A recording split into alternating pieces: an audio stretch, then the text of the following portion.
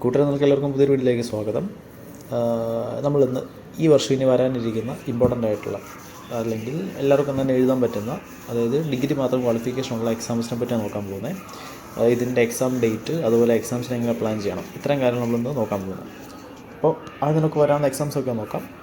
നമുക്കിനി അടുത്ത് തന്നെ വരാനുള്ള ഒരു എക്സാം SBI ക്ലർക്കിൻ്റെ പ്രിലിംസ്. ഓക്കെ, അതിൻ്റെ ഡേറ്റ് ഇതുവരെ റിലീസ് ആയിട്ടില്ല. ഒരു ടെൻറ്റേറ്റീവ് ഡേറ്റ് എന്നുള്ള രീതിയിൽ ഫെബ്രുവരി 2nd വീക്ക് നമുക്ക് എടുക്കാം. ഓക്കെ ആണോ? ഇപ്പോൾ ജനുവരി തീരാറായി, ഫെബ്രുവരി 2nd വീക്കിൽ എക്സാം വരുമെന്ന് നമ്മൾ പ്രതീക്ഷിക്കുന്നു. ഓക്കെ, അപ്പോൾ പ്രിപ്പറേഷൻസ് എല്ലാം ഫസ്റ്റ് ആക്കുക. അതുപോലെ ഇതിൻ്റെ മെയിൻസ് ഫെബ്രുവരി എക്സാം നടന്നു കഴിഞ്ഞാൽ ഒരു മാർച്ച് ഏപ്രിലോടുകൂടി മെയിൻ എക്സാം നടക്കാനാണ് സാധ്യത. ഓക്കെ, SBIയുടെ പ്രത്യേകത എന്താണെന്ന് വെച്ച് കഴിഞ്ഞാൽ പ്രീ എക്സാം റിസൾട്ട് വന്നു കഴിഞ്ഞാൽ ഒരു 10 ദിവസമൊക്കെ മാക്സിമം ഒക്കെ മെയിൻസിന് കിട്ടത്തുള്ളൂ. ഓക്കെ, അപ്പോൾ പ്രീയും മെയിനും മനസ്സിൽ വെച്ചുകൊണ്ടാണ് പ്രിപ്പയർ ചെയ്യാനായിട്ട്. അടുത്ത SBIയുടെ ഡേറ്റ് റിലീസ്ഡ് ആണ്. 8 അതുപോലെ 15 മാർച്ചിനാണ് എക്സാം ഡേറ്റ് വന്നിരിക്കുന്നത്. മാർച്ച് 8 അതുപോലെ മാർച്ച് 15 2 ദിവസമാണ് ഡേറ്റ് ഉള്ളത്. ഇതിൻ്റെ മെയിൻ എക്സാം ഏപ്രിൽ അല്ലെങ്കിൽ മെയ് എന്നാണ് എഴുതിയിരിക്കുന്നത്. അപ്പോൾ ഏപ്രിൽ ലാസ്റ്റ് അല്ലെങ്കിൽ മെയ് തുടക്കത്തിലായിരിക്കും മിക്കവാറും എക്സാം വരിക. ഓക്കെ, പിന്നെ വരുന്നൊരു എക്സാം യൂക്കോ ബാങ്കിൻ്റെ LBO റിക്രൂട്ട്മെൻറ്റ് വന്നിട്ടുണ്ട്, ലോക്കൽ ബാങ്കിങ് ഓഫീസർ. അതിൻ്റെ എക്സാം ഡേറ്റ് ഇതുവരെ വന്നിട്ടില്ല. അപ്പോൾ അവരുടെ സൈറ്റ് ഇടയ്ക്കിടയ്ക്ക് നോക്കിക്കൊണ്ടിരിക്കണം. എന്തെങ്കിലും അപ്ഡേറ്റ് കിട്ടണമെന്ന് നമ്മൾ അറിയിക്കും. ഓക്കെ, അത് ഒറ്റ എക്സാമുള്ളൂ, യൂക്കോ ബാങ്ക് LBO. അവിടെ മെയിൻസിൻ്റെ പാറ്റേണിലാണ് ഒരു എക്സാം, പിന്നെ ഇൻ്റർവ്യൂ ആണ് അതിനകത്തുള്ളത്. പിന്നെ HDFC ബാങ്കിൻ്റെ റിലേഷൻഷിപ്പ് മാനേജറിൻ്റെ ഒരു നോട്ടിഫിക്കേഷൻ വന്നിട്ടുണ്ട്. നമ്മൾ അതിൻ്റെ വീഡിയോ കഴിഞ്ഞ ദിവസം ചെയ്തായിരുന്നു. അതിൻ്റെ നോട്ടിഫിക്കേഷൻ കാര്യങ്ങൾ ജസ്റ്റ് ഒന്ന് നമ്മൾ കാണിച്ചായിരുന്നു. അതിൻ്റെയും ഡേറ്റ് ഇതുവരെ വന്നിട്ടില്ല.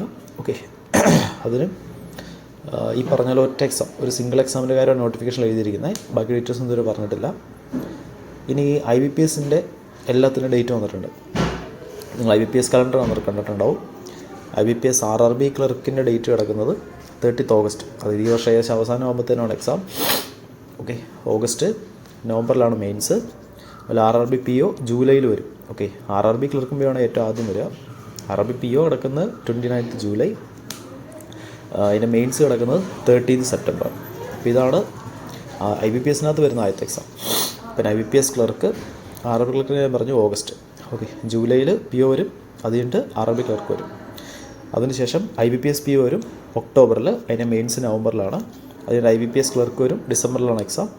മെയിൻസ് 2026 ഫെബ്രുവരിയിലായിരിക്കും. ഓക്കെ, അപ്പോൾ IBPSൻ്റെ എക്സാം നോക്കുന്നവർക്ക് ആവശ്യം പോലെ സമയമുണ്ട്. ഓക്കെ, അപ്പോൾ ഈ ഡേറ്റ് എന്ന് പറഞ്ഞു കഴിഞ്ഞാൽ മാസാവസാനം ഇയർ എൻഡിങ് ആണെന്ന് വിചാരിച്ചുകൊണ്ട് നമ്മൾ ഇരിക്കരുത്. കാരണം എന്താ വെച്ച് കഴിഞ്ഞാൽ ഇതൊക്കെ പെട്ടെന്ന് തന്നെ തീരും. നമ്മൾ പ്രിപ്പയർ ചെയ്തുകൊണ്ടിരിക്കുമ്പോൾ സമയം പോകണം നമ്മൾ അറിയത്തില്ല. കാരണം ഇതിനിടയ്ക്ക് ഒരുപാട് എക്സാംസ് വരുന്നുണ്ടല്ലേ. ഞാൻ പിന്നെ റെയിൽവേ എക്സാംസിൻ്റെ കാര്യം ഇവിടെ എഴുതിയിട്ടില്ല കേട്ടോ. റെയിൽവേ എക്സാംസ് ഉണ്ട്, NTPC ഉണ്ട്. അപ്പോൾ ഇത്രയും ബാങ്കിങ്ങിൻ്റെ എക്സാംസാണ് നമുക്ക് ഇപ്പോൾ അപ്കമിങ് ആയിട്ട് വന്ന് കിടക്കുന്നത്. ഓക്കെ, ഇനി നമുക്ക് എങ്ങനെയാണ് ഈ വർഷം പ്രിപ്പയർ ചെയ്യുന്നതെന്നുള്ള കുറച്ച് കാര്യങ്ങൾ ജസ്റ്റ് നോക്കാം. ഓക്കെ, നമ്മുടെ പ്രീ എക്സാമിൻ്റെ പാറ്റേൺ നിങ്ങൾക്കറിയാം. QA, reasoning, English. QAക്കകത്ത് 20 മിനിറ്റ്, ഇതും 20 മിനിറ്റ്, ഇതും 20 മിനിറ്റ്. ഓക്കെ, സ്കോർ വരുന്നത് 35 ക്വസ്റ്റ്യൻ 35 മാർക്ക്, ഇത് 35 ക്വസ്റ്റ്യൻ 35 മാർക്ക്, ഇത് 30 ക്വസ്റ്റ്യൻ 30 മാർക്ക്. അപ്പം മൊത്തം 100 ക്വസ്റ്റ്യനും 60 മിനിറ്റാണ് നമുക്കുള്ളത്. സെക്ഷനിലാണ് ടൈമിങ്. ഓക്കെ, അപ്പോൾ ഇനി വരാനുള്ള എക്സാം ഉണ്ടല്ലോ, അതായത് ഈ ഒരു നമ്മുടെ IBPS RRB തൊട്ട്, അതായത് ജൂലൈ തൊട്ട് നടക്കാനുള്ള എക്സാംസിനെ പറ്റിയാണ് ഞാനിപ്പോൾ പറയുന്നത്. അപ്പോൾ അതിന് പ്രിപ്പയർ ചെയ്യുമ്പോൾ ക്ലറിക്കലിനാണെങ്കിൽ നമുക്ക് സ്പീഡാണ് മെയിനായിട്ട് വേണ്ടത്. ആക്യുറസി വേണം, സ്പീഡ് വേണം. POയ്ക്ക് പോകുമ്പോൾ ആക്യുറസിയാണ് മെയിനായിട്ട് വേണ്ടത്. കാരണം ക്ലറിക്കലിൻ്റെ എക്സാം പ്രിലിംസ് നല്ല എളുപ്പമാണ്. അതുകൊണ്ട് കട്ട് ഓഫ് ഒരു 76-ന് മേളിൽ, ഓക്കെ, ഒരു 80-ക്ക് മേളിൽ, അല്ലെങ്കിൽ ഒരു 77 തൊട്ട് മേളിലേക്ക് കട്ട് ഓഫ് നമുക്ക് പ്രതീക്ഷിക്കാം. പക്ഷേ PO എക്സാമിൻ്റെ പ്രിലിംസിൻ്റെ കട്ട് ഓഫ് വരെ ഒരു 56-ന് മേളിലോട്ടായിരിക്കും. ഓക്കെ ആണോ? അപ്പോൾ തന്നെ മനസ്സിലാക്കാം നമുക്ക് എക്സാമിൻ്റെ ആ ഒരു കട്ട് ഓഫും ഡിഫിക്കൽറ്റി അതിനെപ്പറ്റി. ഓക്കെ, ഇനി നിങ്ങൾ പ്രിപ്പയർ ചെയ്യുമ്പോൾ ഒന്നേ നോട്ട് തുടങ്ങാം. ഓക്കെ, ഫ്രഷ് ആയിട്ട് സ്റ്റാർട്ട് ചെയ്യാം. ഫസ്റ്റ് ഇപ്പോൾ QAനെ പറ്റിയാണ് പറയുന്നതെങ്കിൽ മാത്സിൻ്റെ ബേസിക്സ്, അതായത് സ്പീഡ്, കാൽക്കുലേഷൻ ടെക്നിക്സ് എല്ലാം പഠിക്കാം. ഓക്കെ, നിങ്ങളിപ്പോൾ യൂട്യൂബ് നോക്കി പഠിക്കുവാണെങ്കിൽ അങ്ങനെ പഠിക്കാം. നമുക്ക് ഏതെങ്കിലും ഇൻസ്റ്റിറ്റ്യൂട്ട് ജോയിൻ ചെയ്യണമെങ്കിൽ അങ്ങനെ നമുക്ക് പഠിക്കാം. ഓക്കെ, മാത്സിൻ്റെ ടെക്നിക്സ് എല്ലാം പഠിക്കാം. പിന്നെ 1 by 1 ടോപ്പിക്സ് എല്ലാം പഠിക്കണം. ഓക്കെ, ഇപ്പോൾ ടോപ്പിക്സിൻ്റെ കാര്യം പറയുകയാണെങ്കിൽ സിംപ്ലിഫിക്കേഷൻ ഉണ്ട്, റേഷ്യോ ഉണ്ട്, പേഴ്സൻറ്റേജ് ഉണ്ട്, ആവറേജ് ഉണ്ട്, മിക്സ്ഡ് ആൻഡ് ഡെലിഗേഷൻ ഉണ്ട്, പ്രോഫിറ്റ് ആൻഡ് ലോസ് ഉണ്ട്, DI ഉണ്ട്, ടൈം ആൻഡ് ഡിസ്റ്റൻസ് ഉണ്ട്, ടൈം ആൻഡ് വർക്ക് ഉണ്ട്, സിമ്പിൾ ടെസ്റ്റ് കോമ്പൗണ്ട് ടെസ്റ്റ് ഉണ്ട്, ഇൻസ്റ്റാൾമെൻറ്റ്സ് ഉണ്ട്, മെൻസുറേഷൻ ഉണ്ട്. ഓക്കെ, ഞാൻ പെട്ടെന്ന് മനസ്സിലാകുന്ന ടോപ്പിക്സിൻ്റെ കാര്യം മാത്രമേ ഇവിടെ എഴുതിയിട്ടുള്ളേ.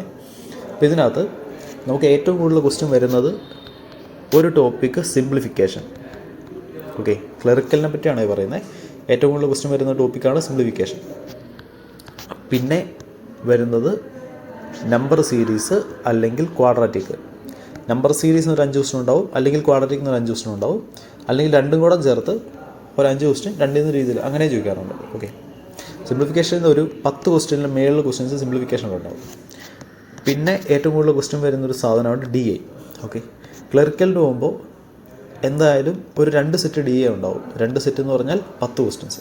ഓക്കെ, അപ്പോൾ ക്ലറിക്കലിനെ സംബന്ധിച്ച് നോക്കുമ്പോൾ ഇത്രയും ടോപ്പിക്സിൽ നിന്നാണ് കൂടുതൽ ക്വസ്റ്റ്യൻസ് വരുന്നത്.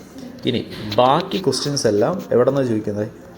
അരിത്തമെറ്റിക് എന്നാണ് ചോദിക്കുക. അരിത്തമെറ്റിക് എന്ന് പറഞ്ഞാൽ ഇതിനകത്ത് ratio, percentage, average, instant delegation, പിന്നെ time and distance, time and work, SICI, mensuration, instalment. Okay, ഇങ്ങനത്തെ ടോപ്പിക്സ്. പിന്നെ time and work, pipe and cistern. Okay, അങ്ങനത്തെ കുറേ ടോപ്പിക്സാണ്. അതിൻ്റെ കൂടെ ചേർത്താണ് നമ്മൾ അരിത്തമെറ്റിക് എന്ന് വിളിക്കുന്നത്. അപ്പോൾ ഇത്രയും സാധനം നന്നായിട്ട് ചെയ്ത് പിടിച്ചിട്ടുണ്ടെങ്കിൽ തന്നെ നമുക്ക് QAക്ക് അത് നല്ലപോലെ സ്കോർ ചെയ്യാൻ പറ്റും. ഓക്കെ, അതിൻ്റെ കൂടെ തന്നെ അരിത്തമെറ്റിക്കും പഠിക്കണം. ഓക്കെ, ഇനി ഇതിനകത്ത് റീസണിങ്ങിനെ പറ്റി പറയുകയാണെങ്കിൽ ഏറ്റവും കൂടുതൽ ക്വസ്റ്റ്യൻസ് വരുന്ന ഒരു ടോപ്പിക്കാണ് puzzles and seating arrangement. Okay, ഇത് നിങ്ങൾ എന്തായാലും ചെയ്ത് പഠിക്കണം. പസിൽസ് ആൻഡ് സീറ്റിംഗ് അറേഞ്ച്മെൻറ്റ് നല്ലപോലെ പഠിക്കാതെ ബാങ്ക് എക്സാംസിന് പോയിട്ട് ഒരു കാര്യമില്ല. പ്രിലിംസിൻ്റെ കേസിലാണെങ്കിലും മെയിൻസിൻ്റെ കേസിലാണെങ്കിലും കണ്ടവാന ക്വസ്റ്റ്യൻ അതിൽ നിന്ന് ചോദിക്കും. ഓക്കെ, പിന്നെ വരുന്നൊരു സംഭവം കോഡിങ് ഡീകോഡിങ്. ഓക്കെ, കോഡിങ് ഡീകോഡിങ്ങിൽ നിന്നും ഒരു സെറ്റ് ക്വസ്റ്റ്യൻ ഉണ്ടാവും. പിന്നെ ഡയറക്ഷൻ ഇമ്പോർട്ടൻ്റ് ആണ്, അതിൽ നിന്നൊരു സെറ്റ് ഉണ്ടാവും. പിന്നെ ബ്ലഡ് റിലേഷനിൽ നിന്നൊരു ക്വസ്റ്റ്യൻ ഉണ്ടാവും, ഒരു സെറ്റ് ക്വസ്റ്റ്യൻ ഉണ്ടാവും. പിന്നെ ഇമ്പോർട്ടൻ്റ് ആയിട്ട് വരുന്ന മറ്റൊരു ടോപ്പിക്കാണ് ഡയറക്ഷൻ പറഞ്ഞു, ബ്ലഡ് റിലേഷൻ പറഞ്ഞു, കോഡിങ് ഡീകോഡിങ് പറഞ്ഞു, പസിൽസ് ആൻഡ് സീറ്റിംഗ് എന്ന് പറഞ്ഞു. പിന്നെ വരുന്ന സാധനമാണ് ഇന്നിക്വാളിറ്റി. ഓക്കെ, ഇന്നിക്വാളിറ്റിയും ഒരു സെറ്റ് ക്വസ്റ്റ്യൻ ഉണ്ടാവും. ഇനി ഇതെല്ലാം എല്ലാ ഷിഫ്റ്റിലും ചോദിക്കുന്നതല്ല കേട്ടോ. ചില ഷിഫ്റ്റിൽ ഇന്നിക്വാളിറ്റി ചോദിച്ചില്ലെങ്കിൽ ചില ഷിഫ്റ്റിൽ കോഡിങ് ചോദിക്കത്തില്ല, ചില ഷിഫ്റ്റിൽ ഡയറക്ഷൻ ഇല്ലെങ്കിൽ ചില ഷിഫ്റ്റിൽ ബ്ലഡ് റിലേഷൻ ഉണ്ടാവില്ല, അങ്ങനെ. പിന്നെ വരുന്ന സാധനമാണ് ആൽഫ ന്യൂമറിക് സീരീസ്. ഓക്കെ, ഇത്തരം ടോപ്പിക്സ് കിടിലമായിട്ട് പഠിച്ചുകൊണ്ട് പോയി കഴിഞ്ഞാൽ റീസണിനകത്ത് നല്ലൊരു പെർസെൻറ്റേജ് മാർക്ക് നമുക്ക് സ്കോർ ചെയ്യാൻ പറ്റും. ഓക്കെ, ഇനി അടുത്തത് ഇംഗ്ലീഷ്.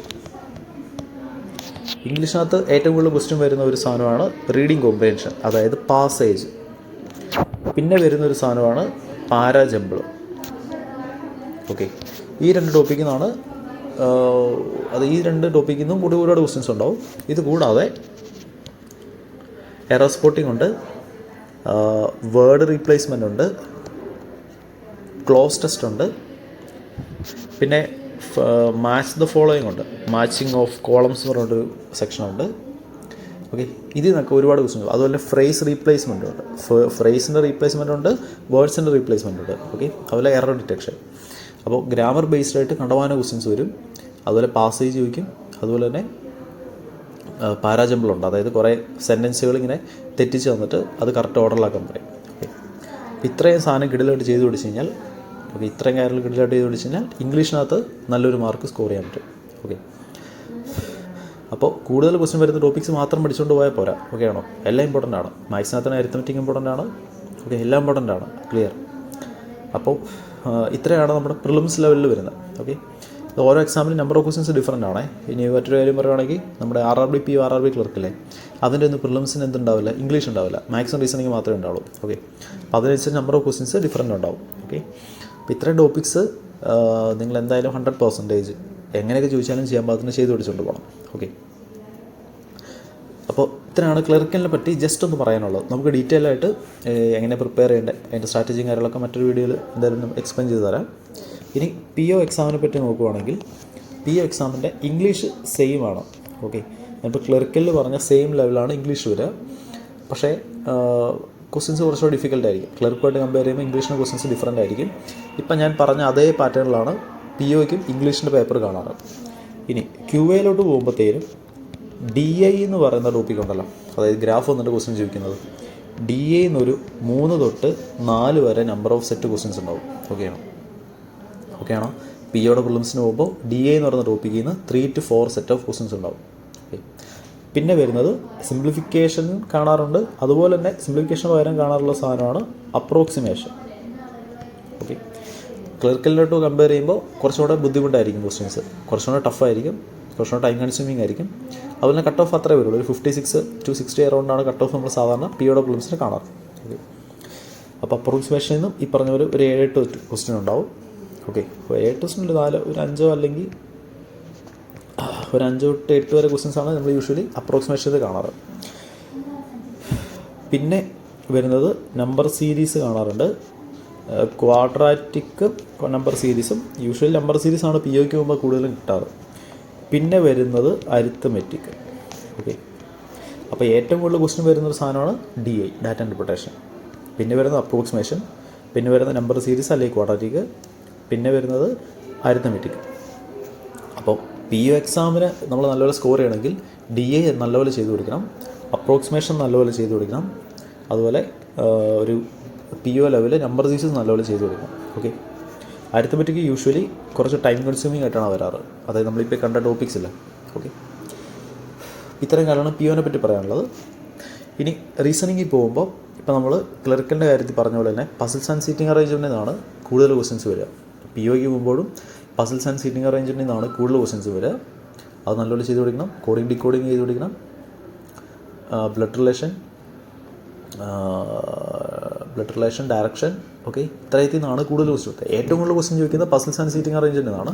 അതിനാണ് നിങ്ങൾ ഏറ്റവും കൂടുതൽ പ്രിഫറൻസ് കൊടുക്കേണ്ടത്. അതുപോലെ തന്നെ ഇൻഇക്വാളിറ്റി. ഓക്കെ, അതും ഇമ്പോർട്ടൻ്റ് ആണ്. അപ്പോൾ ഇത്രയാണ് POയ്ക്ക് പോകുമ്പോൾ ശ്രദ്ധിക്കേണ്ടത്. ഓക്കെ, ഇനി എങ്ങനെയാണ് എക്സാം എഴുതുമ്പോൾ യൂസ് ചെയ്യേണ്ട സ്ട്രാറ്റജി, അതിനെപ്പറ്റി മറ്റൊരു വീഡിയോ പറയാം. ഓക്കെ, അപ്പോൾ ഇത്രയും കാര്യങ്ങൾ ജസ്റ്റ് പ്രിലിംസിനെ പറ്റി ജസ്റ്റ് നിങ്ങളുടെ അടുത്ത് പറഞ്ഞതേ ഉള്ളൂ.